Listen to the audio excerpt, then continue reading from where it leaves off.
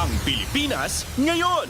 Narito na ang pinakamainit na mga balita na nakalap sa bawat sulok ng bansa. Ihahatid sa bawat Pilipino saan man kayo sa mundo. Ang Pilipinas ngayon. Pakinggan ang bawat kaganapan sa bawat lalawigan. Ito ang Pilipinas ngayon.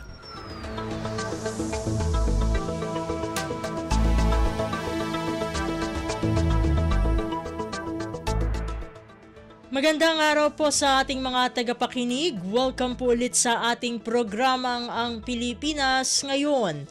Sa ngalan ni Ven Blones, ito po si Steph Vicente. Samahan niyo po ako sa kabuuan ng ating palatuntunan.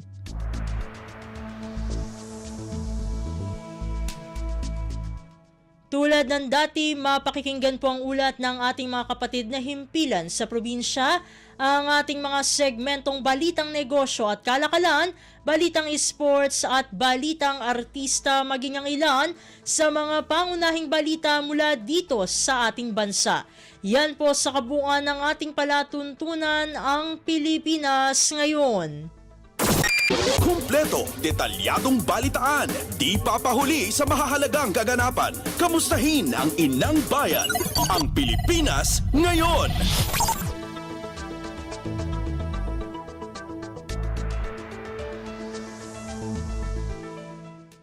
Sa mahahalagang balita, inaprubahan ni Pangulong Ferdinand R. Marcos Jr.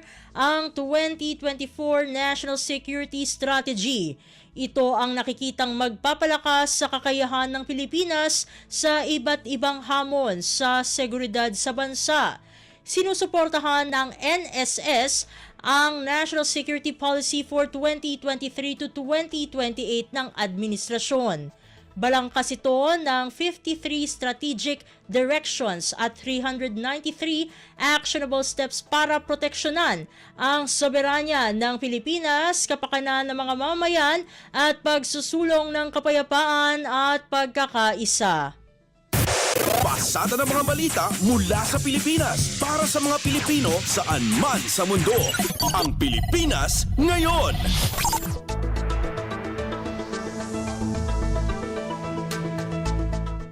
Samantala, pinangunahan ni Pangulong Ferdinand R. Marcos Jr. ang paglulunsad ng newly renovated Armed Forces of the Philippines o AFP Museum.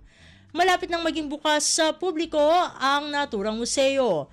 Makikita sa AFP Museum ang iba't ibang uri ng armas ng militar mula sa kanyon, rifle, tangke at helicopters.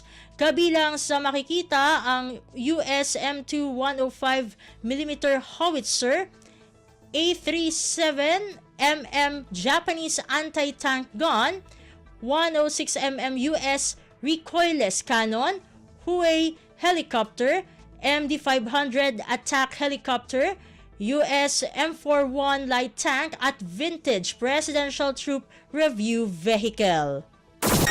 Kumpleto, detalyadong balitaan, di papahuli sa mahahalagang kaganapan. Kamustahin ang inang bayan, ang Pilipinas ngayon.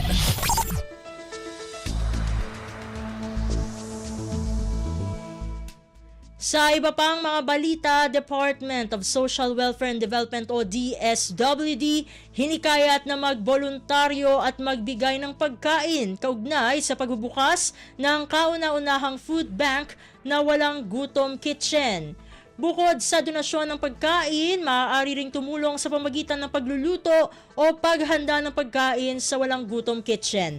Ang detalye ng balitang ito mula kay Mary Ann Bastasa. Kasunod ng pagbubukas ng kauna-unahang food bank na walang gutom kitchen ay hinikayat naman ng Department of Social Welfare and Development o DSWD ang bawat mamamayan na makiisa sa advokasya sa pamamagitan ng food donation o pagvo-volunteer. Ayon sa DSWD, labis na makatutulong ito lalo sa bawat pamilyang dumaranas ng kakulangan sa pagkain sa araw-araw. Sa bawat donasyon ng pagkain, mas marami anyang pamilyang matutulungan na magkaroon ng sapat na pagkain sa kanilang hapag. Maaari ring tumulong sa pamamagitan ng pagluluto o paghahanda ng pagkain sa walang gutom Kitchen. Para sa donasyon o nais mag-volunteer, maaaring bumisita sa Walang Gutom Kitchen sa Nasdaqi Building sa Pasay City o kontakin lamang si Ramil Mapoy sa numerong 0916-829-7202 para sa iba pang detalye. Ito si Meran Bastasa para sa Radyo Pilipinas. Pasada ng mga balita mula sa Pilipinas para sa mga Pilipino saan man sa mundo. Ang Pilipinas ngayon.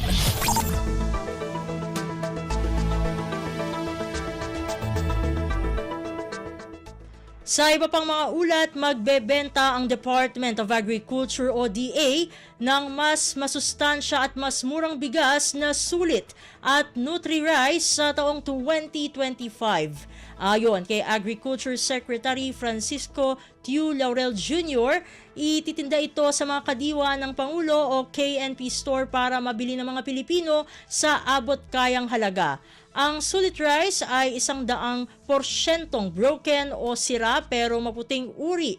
Ang sulit rice na mabibili sa halagang 35 hanggang 36 na piso kada kilo. Samantala, ang Nutri-Rice ani Laurel ay mas masustansya naman at kulay brown. Ilulunsad ang sulit rice pagdating ng Enero habang sa kalagitnaan naman ng taong 2025 sisimulang itinda ang Nutri-Rice. Kumpleto, detalyadong balitaan, di papahuli sa mahahalagang kaganapan. Kamustahin ang inang bayan, ang Pilipinas ngayon.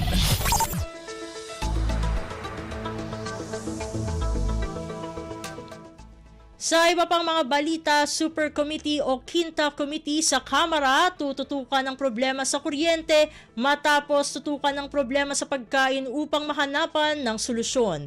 Una nang sinabi ni House Speaker Martin Romualdez na sa susunod na taon ay sisilipin na rin ng Kamara kung paano mapapababa ang singil ng utility sector. Ang detalye ng balitang ito mula kay Kathleen Forbes. Mula pagkain ay kuryente naman ang sunod na tututukan ng Super Committee ng Kamara o yung Quinta Committee. Ayon kay Albay Representative Joey Salceda, hahanapan na rin nila ng solusyon ang napakataas na presyo ng kuryente. Matatandaan na una na sinabi ni Speaker Martin Romualdez na sa susunod na taon ay sisilipin na rin ng Kamara kung paano mapapababa ang singil sa utility sector. Sabi ng mambabatas, isa sa mga magiging sentro ay ang 206 billion na sobrang singil ng NGCP. Batay na rin sa natuklasan ng ERC. Ginamit umano ito sa public relations, advertising at iba pang gastusin mula 2016 hanggang 2020. Pinaaral na rin anya ng House Speaker ang windfall taxes sa sobrang kita ng power sector participants at kung paano ito maaring pagkunan ng pondo para sa Pantawid Kuryente Program. Ito si Kathleen Forbes para sa Radyo Pilipinas. Pasada ng mga balita mula sa Pilipinas para sa mga Pilipino saan man sa mundo. Ang Pilipinas ngayon.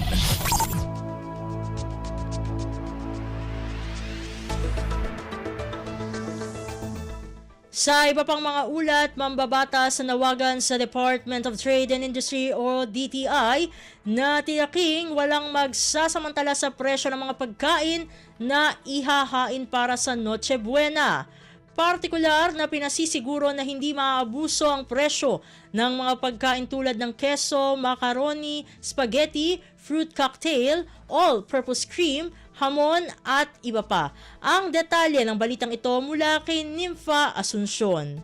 Pinatitiyak ni Senate Minority Leader Coco Pimentel sa Department of Trade and Industry o DTI na hindi aabusuhin ng mga negosyante ang panahon ng Pasko para itaas ang presyo ng kanilang mga produkto ng walang dahilan. Partikular na pinasisiguro ng senador na hindi maaabuso ang presyo ng mga Noche Buena items gaya ng keso, macaroni, spaghetti, fruit cocktail, all-purpose cream, hamon at iba pa. Kit ni Pimentel, mahalaga na mapanatili ang patas na presyo ng mga pangunahing bilihin para sa lahat ng mga Pilipino lalo na sa mga mahihirap. Kaya naman, dapat anyang maging mahigpit ang pagbabantay ng DTI sa presyo ng mga paninda at aksyonan agad ng mga kumpanyang sangkot sa price manipulation. Binigyang diin rin ng mambabatas na hindi dapat makalusot ang mga tindahang nagtatago ng stocks o naniningil ng sobra para lang kumita ng higit sa panahon ng Kapaskuhan. Nagpaalala rin si Pimentel sa mga tendero na sundin ang suggested retail price na itinatakda ng DTI at mga batas. Kasabay nito ay hinimok rin ng senador ang publiko na isumbong sa mga otoridad ang mga negosyanteng mananamantala at magtataas ng presyo ng Noche Buena item. Ito si Nympha Asuncion para sa Radyo Pilipinas.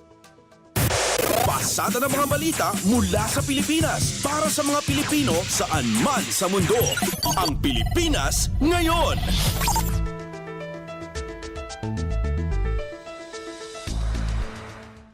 Samantala, hindi pinagbigyan ng Pasig Court ang petisyon ni dismissed Mayor Alice Guo para makapagpiyansa. Ayon sa Department of Justice o DOJ, isa itong milestone kontra human trafficking. Nahaharap si Guo at iba pa sa qualified human trafficking kaugnay sa raid sa isang Pogo Hub nitong Hunyo sa Tarlac. Sa nasabing pagsalakay ay nasagip ang 800 Pilipino at mga dayuhang nagtatrabaho doon. Ayon sa DOJ, malakas ang ebidensya ng prosecution para tanggihan ang petisyon ni Guo para makapagpiyansa. Kumpleto, detalyadong balitaan, di papahuli sa mahahalagang kaganapan. Kamustahin ang inang bayan, ang Pilipinas ngayon.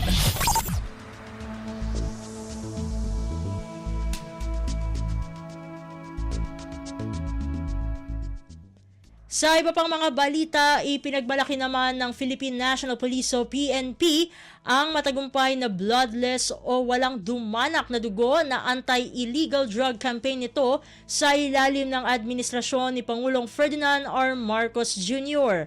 Sa ulat ni PNP Chief Police General Romel Francisco Marbil, mula Enero 1 hanggang Disyembre 15 ng 2024 ay nakapagtala ng 20.7 billion pesos na halaga ng mga iligal na drogang nasabat sa mga ikinasang operasyon. Mas mataas ito ng 101% kumpara sa mga nasabat nito na iligal na droga noong isang taon. Nagbuhat ito sa halos 50,000 na ikinasang operasyon ng PNP sa buong bansa na nagresulta sa pagkakaaresto ng 57,129 na individual at pagkakasabat sa mahigit 8 metriko toneladang iligal na droga. Nanguna sa pinakamaraming nasabat ng PNP sa kanilang anti-illegal drugs operations ang shabu na sinundan ng marijuana, ecstasy, cocaine, ketamine at kush. Kumpleto, detalyadong balitaan, di papahuli sa mahahalagang kaganapan. Kamustahin ang inang bayan, ang Pilipinas ngayon.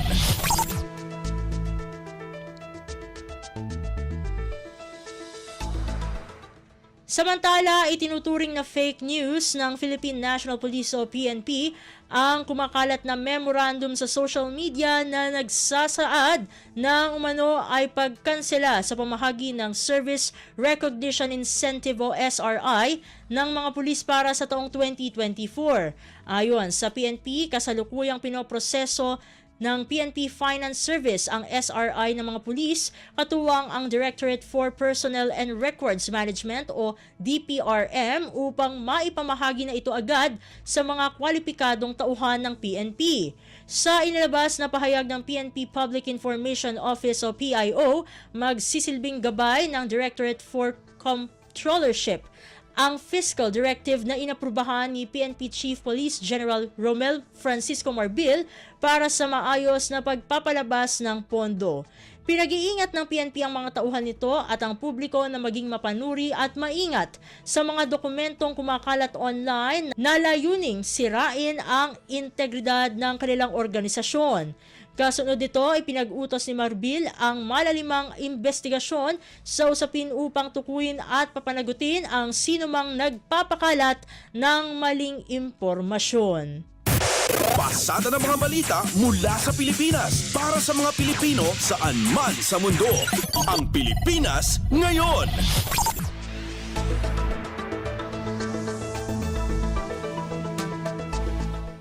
Sa iba pang mga balita, tatalima ang Commission on Elections o COMELEC sakaling makansela ang eleksyon sa Bangsamoro Autonomous Region in Muslim Mindanao o BARM.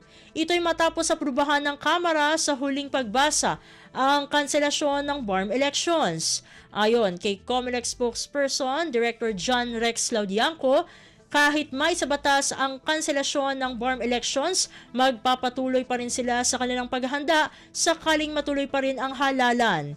Isinulong ang pagsasabatas ng kanselasyon ng eleksyon sa BARM matapos matanggal ang sulu sa rehiyon.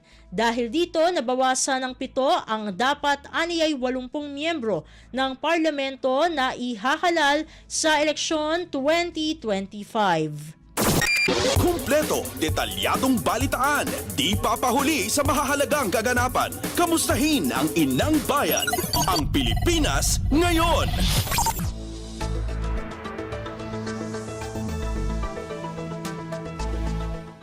Samantala, Philippine Institute of Volcanology and Seismology o PHIVOLCS naglabas ng datos mula sa naitalang sunod-sunod na mga lindol sa Manila Trench offshore ng Santa Catalina, Ilocos Sur. Ayon sa PHIVOLCS, hanggang noong Disyembre 22 ay nakapagtala ito ng 178 lindol na may magnitude range na 1.8 hanggang 5.0. Ang detalye ng balitang ito mula kay Jolimar Acuyong. Naglabas ng datos ang PHIVOLCS ukol sa naitalang sunod-sunod ng mga lindol sa Manila Trench offshore ng Santa Catalina, Ilocos Sur na kanilang na-monitor mula noong December 17. As of December 22, ang recorded earthquakes ay umabot na sa 178. Ang plotted earthquakes ay umabot naman sa 62.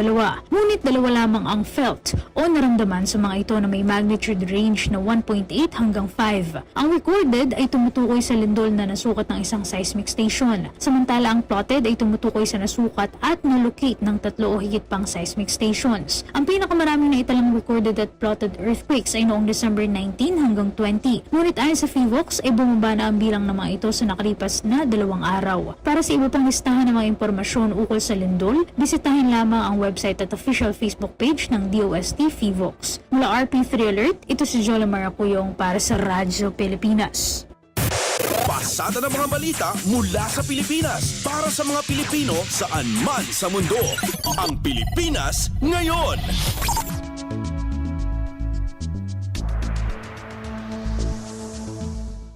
Sa iba pang mga balita, nagpapatuloy pa rin ang naitatalang pagyanig o volcanic earthquakes ng PHIVOLCS sa Mount Canlaon sa Negros.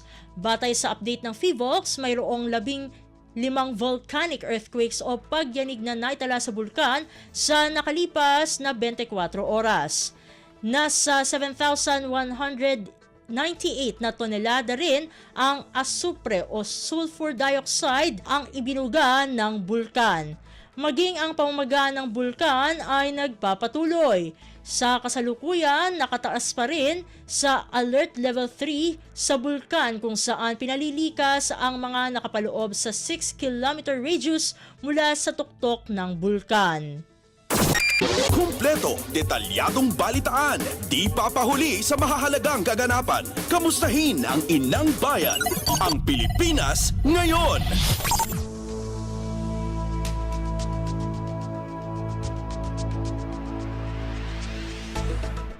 Samantala, buo ang puwersa ng Bureau of Immigration o BI port personnel ngayong Kapaskuhan para siguraduhing maayos ang biyahe ng libu-libong pasahero sa mga paliparan at iba pang port of entry at exit sa buong bansa. Ayon kay BI Commissioner Joel Anthony Viado, nakaposisyon na ang mga frontline personnel ng ahensya sa Ninoy Aquino International Airport at mga paliparan sa Clark, Mactan, Davao at Calibo maging sa Zamboanga International Seaport.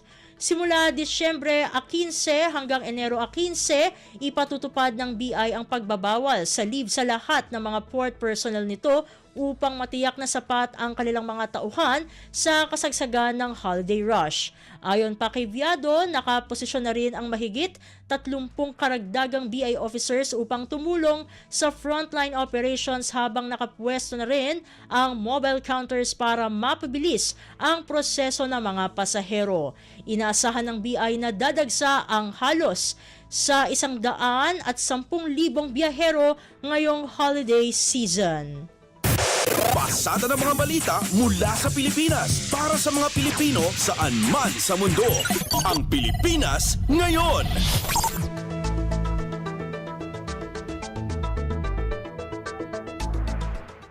At iyan ang mga maiinit na balita para sa araw na ito. Samantala, ating antabayanan ng mga ulat mula sa ating mga kapatid na himpilan sa probinsya para sa Regional News. Balita mula sa lalawigan sa bawat rehiyon ng ating bayan. Dito sa Ang Pilipinas Ngayon.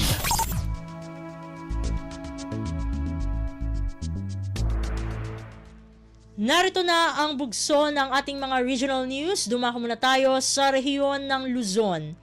Kauna-unahang localized gawad kalusugan sa Isabela isinagawa sa bayan ng Malig para kilalanin ang natatangi nilang barangay health workers. Narito ang buong balita na ihahatid sa atin ni April Ratio mula sa Tuguegarao. Iti kaunaan na Gundawa, iti probinsya ti Isabela na isa angkat ti localized kawad kalusugan iti ili ti maligkas panagbigbig. Tinaidumduma a kontribusyon dagiti barangay health workers. Ti aktibidad ni inisyatiba ti local government unit when LGU ket dinarayan ti DOH Cagayan Valley Center for Health Development. Karama ni DOH Undersecretary of Public Health Services Cluster Dr. Glenn Matthew Bagao. Sigon kini Municipal Health Officer Dr. Florentino Somera III, ti pangyedeng ama isa angkat ti gawad kalusugan iti ilida ket kas panagyaman kadagiti health workers iti saan na maumuma apan nagserbida iti komunidad. Kinablaawan mo ti Joseph Bagao dagiti awardees kaning pasigurado na ti suporta ti DOH kadagiti local health initiatives. Ti gawad kalusugan ket tinawo na programa ti DOH Region 2 amang bigbig iti outstanding performance ken commitment dagiti health workers iti rehiyon ket ita atawan ti LGU ti kaunaan iti probinsya anang ipatungpal iti daytoy. Dayta ti damag manipud Tuguegarao City dayta ni April sa Lucon Radyo para iti Radyo Pilipinas World Service. Balita mula sa lalawigan sa bawat rehiyon ng ating bayan. Dito sa Ang Pilipinas Ngayon.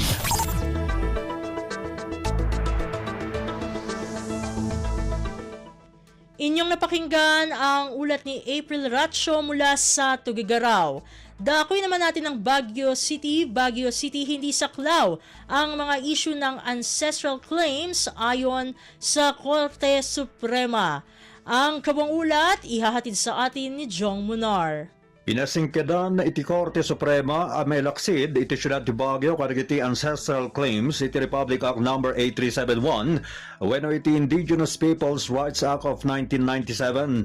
Gapo iti daytayng basura dagitoy iti motion for reconsideration ng impila iti National Commission on Indigenous Peoples ken dagiti agtawid kadagiti sanikwad da Joan Corio ken Lauro Carantes seknan iti desisyon ti Korte iti Hulyo 11, 2023 anang ideklara at nasa walinteg no sanino saan nga rumbeng nga ramatan daytoy iti syudad ti Baguio. Imbes ket iti bukod the charter iti mga kadeng kadigiti land rights iti syudad may palagip nga iti 1990 ang nangipila dagitoy iti ancestral claim para kadigiti parcels iti mapapati nga sanikwa dagitoy nga iti agdamakat iti Baloy Indigenous Cultural Community.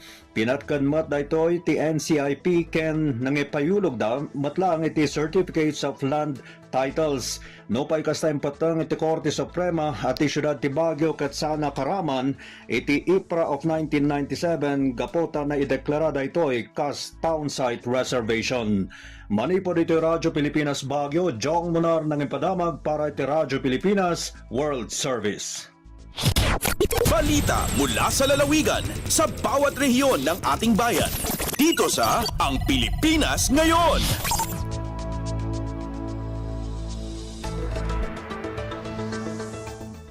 Inyong napakinggan ang ulat ni Jong Munar mula sa Baguio City. Pumunta naman tayo sa rehiyon ng Kabisayaan. 95 residente ng Bohol matagumpay na nakumpleto ang community-based rehab program ng gobyerno. Narito si Jessa Agua Ilanan para sa balita mula sa Cebu. Nadawat sa 95 ka mga bulaano ng ilang sertipiko isip pagpamatuod nga sila malampusong mipailam sa Community-Based Rehabilitation Program o CBRP ubos ka na sa Center for Drug Education and Counseling o CEDEC. Personal nga gitunol ni CEDEC Head Dr. Greg Julius Sudusta ang Certificate of Completion ngadto sa mga benepisyaryo kauban sila si Police Lieutenant Norman Nuez, Bohol Provincial Police Office, Prince Earl Ronquillo sa DOH-7, Dana Marisa Erba gikan sa Parole and Probation Office og John Gadugdug kinsa mao ang CEDEC Substance Abuse Coordinator. Mao na kini ang ikadusing awarding ceremony sukad namugna ang CEDEC Bohol diin iproseso ang hingpit nga pagbag-o sa mga individual nga nahilambigit sa illegal nga drogas sa pamaagi nga community-based. Tuig 2016 una kining gisugdan isip parte sa subsub nga kampanya sa gobyerno batok sa illegal nga drogas sa nasod gamit ang crisis intervention, referral ug outreach services, assessment, counseling, psychotherapy ug psychiatry. Nakadawat usab og pasidungog ang SEDEC Bohol gikan sa DOH-7 tungod sa sulundo niining pamaagi sa pagpatuman sa programa. Gikan sa RP1 Cebu Dia sa Agua Ilanan para sa Radyo Pilipinas World Service. Balita mula sa lalawigan sa bawat rehiyon ng ating bayan. Dito sa Ang Pilipinas Ngayon.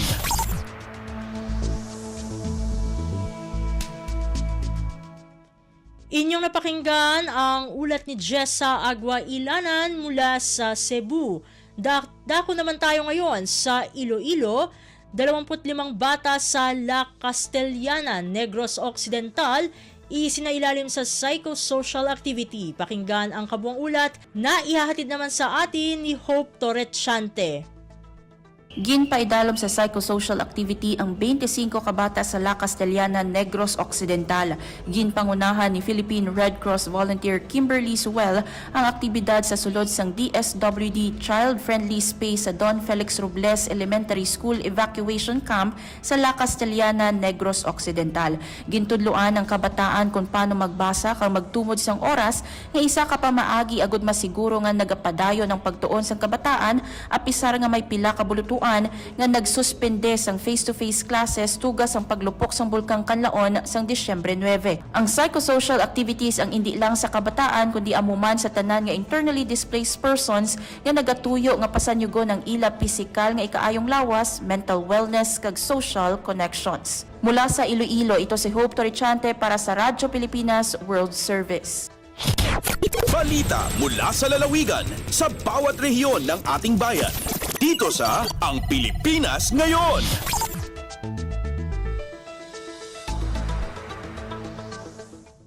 Inyong napakinggan ang ulat ni Hope Torrechante mula sa Iloilo. Dumako na tayo sa rehiyon ng Mindanao.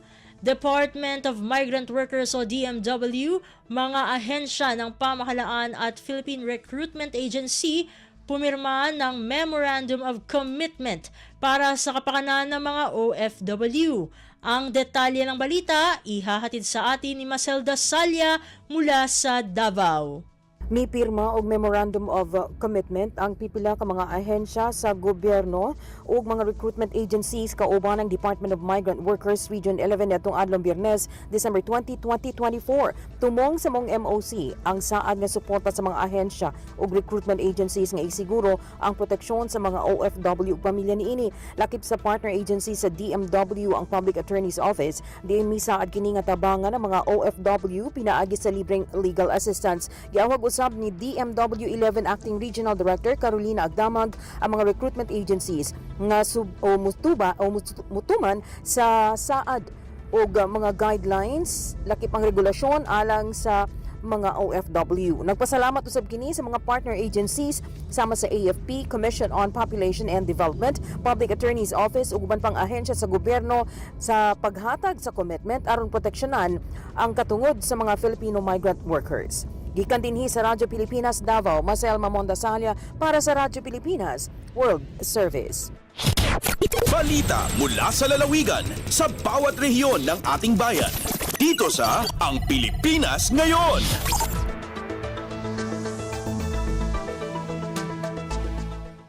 Inyong napakinggan ang ulat ni Maselda Salya mula sa Davao. Puntahan naman natin ang Butuan. Regional Workforce isinailalim sa Tourism Awareness and Capability Building Seminar sa pagsisikap na palakasin ang lumalagong turismo sa Caraga Region. Ang kabuang ulat ihahatid naman sa atin ni Jocelyn Morano mula sa Butuan.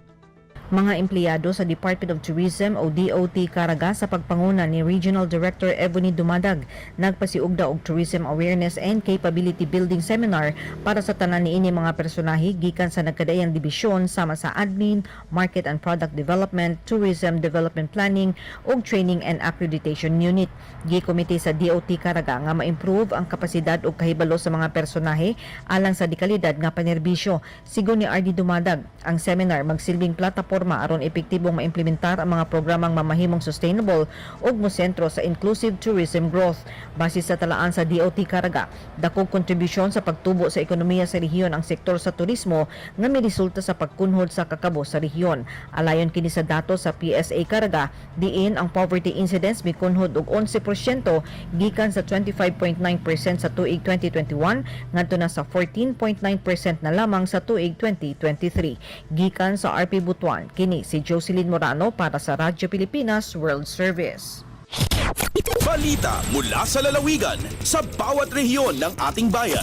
Dito sa Ang Pilipinas Ngayon.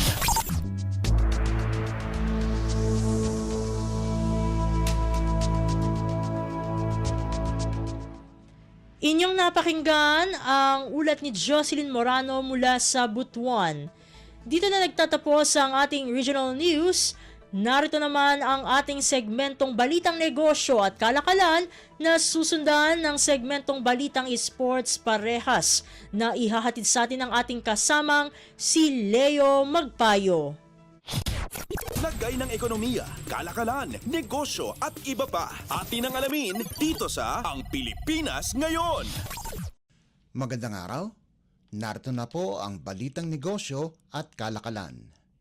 Nilagdaan ng Department of Labor and Employment o DOLE at Philippine Economic Zone Authority o PEZA ang isang kasunduan para sa data sharing ng mga dayuhang manggagawa sa mga economic zone sa bansa. Layon ng nasabing agreement na gawing mas mabilis at epektibo ang proseso ng employment permits at PEZA visas bilang bahagi ng Green Lane Initiative ng gobyerno. Ayon kay DOLE Secretary Bienvenido Laguesma, layunin ng kasunduan na tiyaking patas ang labor standards at maprotektahan ang karapatan ng mga manggagawang Pilipino. Sinabi rin ni PEZA Director General Tereso Panga na ito'y bahagi ng Philippine Labor and Employment Plan 2023 to 2028 na inaasahang magbibigay ng daang-daang libong trabaho taon-taon. Ang kasunduan ay nagtatakda ng maayos na pagbabahagi ng datos kabilang ang mga detalye ng foreign nationals na may employment permits o visas upang mapabuti ang proseso ng beripikasyon at regulasyon. Pinasiyanan din sa isinagawang ceremonial signing ang ilang mga opisyal mula sa kapwa, DOLE at PEZA. Lagay ng ekonomiya, kalakalan, negosyo at iba pa. Atin ang alamin dito sa Ang Pilipinas Ngayon. Kumpiyansa ang Department of Energy o DOE, partikular na si Director Rino Abad, ang Direktor ng Oil Industry and Management Bureau, na magiging maganda ang presyuhan ng produktong petrolyo sa taong 2025. Sa kabila kasi anya ng ilang linggong taas presyo ay nananatili ang sobra-sobrang supply ng langis sa mundo kung ikukumpara sa mga nangangailangan nito. Base sa pagtaya ni Abad, ang nasabing sobrang supply ay maaring tumagal hanggang sa unang quarter ng 2025. Pero paliwanag ng opisyal, ang mga nararanasang taas singil sa mga produktong petrolyo ay bunsod ng mga galaw sa ekonomiya. Kapag nagbaba ng interest cut ang mga international banks, ay tumataas ang demand ng langis kaya tumataas din ang presyo nito.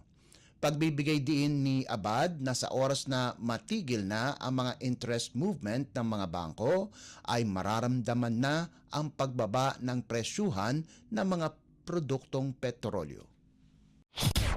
Lagay ng ekonomiya, kalakalan, negosyo at iba pa. Atin ang alamin dito sa Ang Pilipinas Ngayon. Pinayuhan ng National Meat Inspection Service o NMIS ang publiko na maging maingat sa pagbili ng meat products ngayong holiday season. Ayon sa NMIS, dapat isaalang-alang ang mataas na pamantayan ng kaligtasan at kalidad sa pagbili ng karne. Kailangang pumasa sa inspeksyon ang karne upang matiyak na ligtas sa human consumption.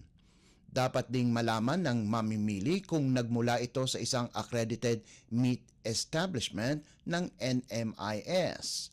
Mahalaga umano ang wastong hygienic handling upang maiwasan ang kontaminasyon. Halimbawa nito ang pagsasakay sa mga accredited vehicle upang mapanatili ang tamang temperatura at kaligtasan. Payo pa ng NMIS na tiyaking ligtas, sariwa at walang mga nakakapinsalang pathogen ang karne na ihahain ngayong Kapaskuhan. Lagay ng ekonomiya, kalakalan, negosyo at iba pa. Atin ang alamin dito sa Ang Pilipinas Ngayon. At para naman sa sports balita, Updates at pinakahuling mga usapin sa mundo ng palakasan. Atin ang pakinggan dito sa Ang Pilipinas Ngayon. hindi na maaaring maglaro sa kahit anumang profesional na liga sa bansa si John Amores pagkatapos tanggalin ng Games and Amusement Board o GAB ang lisensya nito. Ayon sa mga ulat, napatunayang may sala si Amores sa kasong conduct unbecoming of a professional basketball player. Ito ay pagkaraang matapos ng ahensya ang investigasyon sa player ng Northport sa kanyang pagkasangkot sa isang pamamaril sa Lumban, Laguna noong Setyembre. Inakusahan si Amores sa pamamaril sa isang lalaki pagkatapos ng isang basketball game at kinasuhan ito at ang kanyang kapatid ng attempted homicide. Kasalukuyang nagpiyansa ang magkapatid na Amores. Una nang sinispindi si Amores ng isang komperensya sa PBA nang walang bayad dahil sa pag-uugali na nakakasama sa reputasyon ng liga. Updates at pinakahuling mga usapin sa mundo ng palakasan. Atin ang pakinggan dito sa Ang Pilipinas Ngayon. Nagbabalik ang Pilipinas sa Association of Southeast Asian Nations o ASEAN Championship Semifinals. Kinuha ng Philippine Men's National Football Team ang panalo laban sa Indonesia 1-0 na ginanap sa Manahan Stadium sa Surakarta. Una nang nasaktan si goalkeeper Patrick Dato sa ika-4 na minuto ng laban at kailangan tanggalin sa laro na pinalitan naman ni Quincy Camerad. Pagkatapos ng 8 puntos o walang puntos sa first half, naipasok ni Bjorn Christensen ang unang goal ng Pilipinas sa ika-63 minuto ng laban. Muntik nang madoble ni Uriel Dalapo ang goal ng Pilipinas habang ang huling pagtatangka sa goal ni Jarvie Gayoso ay hindi pa rin pumasok. 11 minuto ang idinagdag sa laban, subalit hindi na nakagawa ng goal ang Indonesia para makuha ng Pilipinas ang unang panalo sa torneo. Sapat na ang goal ni Christensen para makuha ng Pilipinas ang 3 puntos at magtapos sa ikalawang pwesto sa likuran ng Group B leader Vietnam. Kakalabanin ng Philippine Men's National Football Team ang nangunguna sa Group A na Thailand itong darating na Desyembre 27 na gaganapin sa Rizal Memorial Stadium at isa pang laban sa Desyembre 30 sa Bangkok. Huling nakapasok ang Pilipinas sa ASEAN Championship Semis ay noon pang 2018. Updates at pinakahuling mga usapin sa mundo ng palakasan. Atin ang pakinggan dito sa Ang Pilipinas Ngayon. Pagkaraan ang matagumpay na pagsasagawa ng 2024 season, nakatutok ang Spikers Turf ngayon sa pagsuporta nito sa pag-host ng Pilipinas sa FIVB Men's Volleyball World Championship sa susunod na taon. Pinangako ni Tournament Director Mozi Ravena na ang Men's Professional League ay nakahanay sa Philippine National Volleyball Federation o PNVF na siyang magsisilbing host ng Worlds sa Setyembre. Inaasahan na ang bulto ng Alas Pilipinas team na sasabak sa Worlds ay manggagaling sa mga koponan ng Spikers Turf.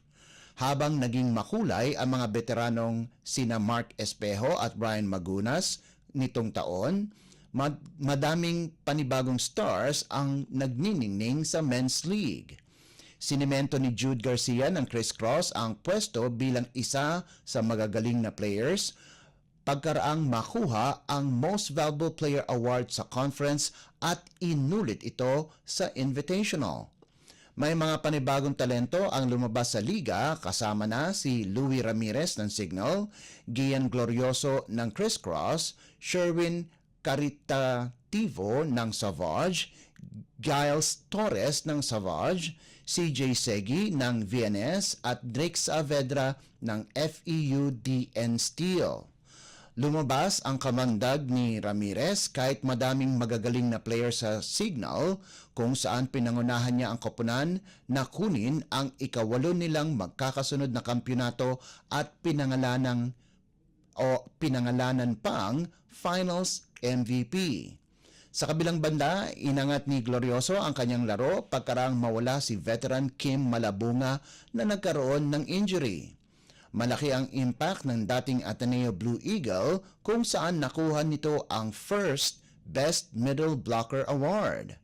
Nakuha naman ni Caritativo ang second Best Opposite Spiker Award habang ang kanyang teammate na si Torres ay tinanghal bilang isa sa Best Middle Blockers ng liga.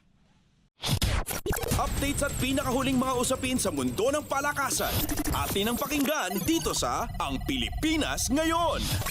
At yan ang pinakahuling balita sa larangan ng palakasan. Para sa Radyo Pilipinas World Service, ito po si Leo Magpayo. Magandang araw. Updates at pinakahuling mga usapin sa mundo ng palakasan. Atin ang pakinggan dito sa Ang Pilipinas Ngayon.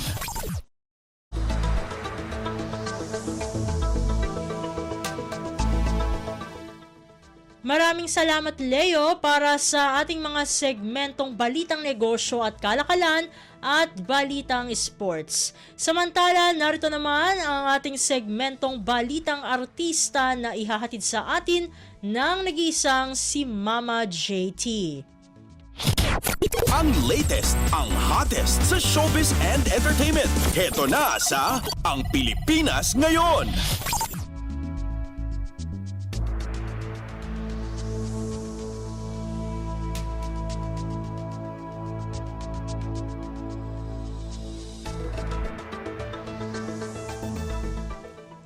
Hello! Magandang araw sa ating mga chismoso at chismosang nag-aabang ng ating mga trending na balita sa mundo ng showbiz. Ito na ang ratsyada ng ating mga chika.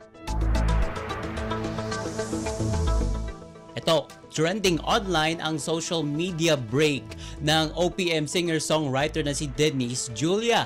Ito ay sa gitna ng usap-usapan na pagiging quote-unquote unprofessional ng singer na ibinunyag ng celebrity photographer na si BJ Pascual kamakailan. Sa Instagram story, inanunsyo ni Denise Julia na siya ay magdi-detox sa digital world at babalik na lamang next year. Sabi niya, quote-unquote, and that's officially my last post for the year. Sokmed break starts now. Detoxing from the digital world, apps deleted, focus restored. Say niya sa post na iyon. At dagdag pa niya, we'll be back next year. I love you guys. Yan ang kanyang Instagram story. At nag-ugat ang pansamantalang pamamaalam ni Denise sa social media sa naging revelasyon ni BJ sa isang online podcast. Dahil yan sa tanong kung sino ang maituturing niyang worst person to shoot. Dito ay diretsahang binanggit ni BJ ang Gen Z OPM singer ngang si Denise Julia. Bungad ni BJ, quote-unquote, nang gigigil pa din ako. At pagkwento niya, si Denise Julia, I have heard so many things about her. I guess medyo kasalanan ko rin that I still took the job. And it was more like a passion project because her manager JV called me many times, like would message me on Instagram. And so we had a meeting. At ayon pa sa celebrity photographer, ang dalaga mismo ang lumapit sa kanya upang makipag-collaboration sa isang album cover at music video. Ngunit, question daw ng team ng singer ang anyay expenses. Kaya nagkansela ito ng biglaan a day before ng kanilang shoot. Ang kwento pa ni BJ sa nasabing podcast, quote-unquote, ang babayaran na lang nila is manpower and materials. There is no talent fee. This is is charity work na. At pagpapatuloy pa ng photographer, sabi ng manager ko, they want to cancel the shoot. The reason was nag-flake daw yung hairstylist nila. This was already 10 p.m. Ang call time namin is 6 a.m. Kinabukasan, siya na tinutukoy si Denise ay 8 a.m. How many hours na lang before the shoot? We have been setting the set since 4 p.m. pag babanggit pa niya sa nasabing podcast. At ibinahagi din ni BJ na tinanggihan din ng kampo ng dalaga na magbayad ng cancellation fee dahil ang sinasabi nila ay hindi pa natatapos sa kanilang negosasyon. At dahil daw sa nangyari, ibang celebrity raw ang kanyang na-shoot upang hindi masayang ang inihandang set sa araw na iyon. Pero hindi ito ang unang beses na naharap sa kontrobersya ang singer dahil ang ilan sa mga kanta nito ay binabandera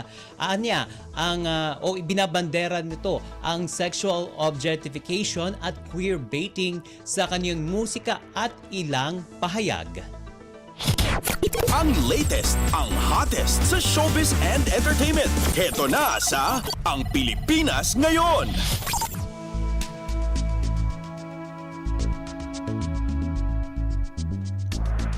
At sa uli natin, chika, for today, ibinahagi ng direktor na si Cathy Garcia Sampana ang bagong career nito ngayon. Ito ay ang pagiging pinuno ng isang talent management company. Ito ay ang clinic na itinuturing niya ngayong quote-unquote baby.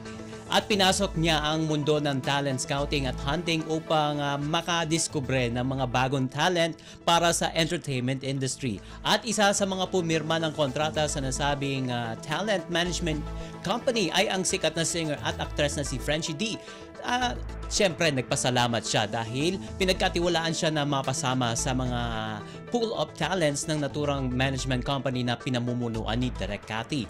At kabilang din sa mga pool of talents ng clinic ay ang rapper at musician na si Jade Aban na isa ring teacher, si Ronan, si Richard Salazar na isang singer-songwriter. At ayon kay Direk Cathy, sa paghahanap ng talents, hindi raw personality ang unang hinahanap niya kundi attitude. Pwede naman daw kasing ma-improve ang itsura at talento pero ang ugali at attitude ay mahirap daw baguhin at kontrolin.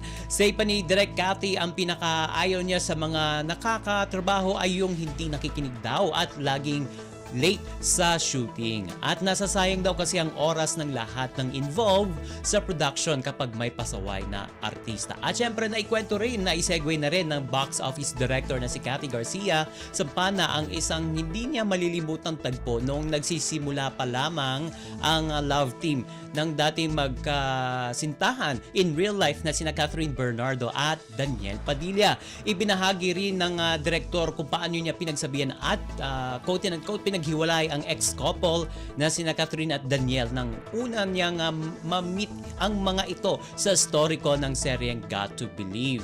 Habang nagbibigay raw siya ng instructions ay napansin niyang nagbubulungan itong sina Kat at DJ kaya sinita niya ang mga ito at sinabihang maghiwalay muna ng upuan. At syempre marespeto naman daw na naghiwalay ang dalawa at mula noon ay nakikinig na ang dalawa sa lahat ng instructions niya. At syempre, aminado rin si Direk Cathy na may mga pagkakataong nai-stress siya sa kanyang mga artista habang nagsushooting, kabilang na dyan ang mga talents o yung mga extra.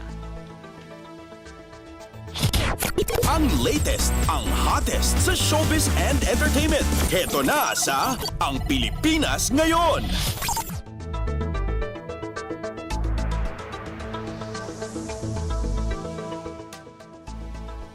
And OMG, wala na tayong sapat na oras para sa ating balitang artista. Maraming salamat mga ka-chismis sa pakikinig sa aking mga chika for today. Ako po si Mama JT para sa Radyo Pilipinas World Service! Ang latest, ang hottest sa showbiz and entertainment. Heto na sa Ang Pilipinas Ngayon.